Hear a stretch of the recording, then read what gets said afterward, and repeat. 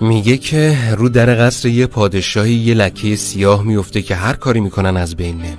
یه مرد فقیر میاد و به پادشاه میگه تو در یه کرمه که اونو از داخل میخوره. پادشاه میگه باشه، درو خراب میکنم، اگه اشتباه گفته باشی گردنتو میزنم. درو خراب میکنن و میبینن حق با فقیره. در پاداش شاه به فقیر پسمانده یه غذای قصر رو میده.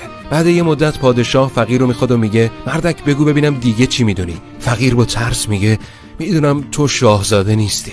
پادشاه خیلی عصبانی میشه، اما رو حساب صحت حرف قبلی تحقیق میکنه و میبینه بله بازم راست میگه. شاه به فقیر میگه اینا رو از کجا میدونی؟ فقیر میگه علت سیاهی در رو از اون جایی فهمیدم که هر چیزی تا از درون خودش خراب نشه از بین نمیره، و از اونجا فهمیدم شاهزاده نیستی که جواب سوال مهم زندگی تو دادم ولی تو به هم پس مونده غذا دادی. شاه ذات شاهه و تو ذاتت گدا و اصالت تو ذات آدم است.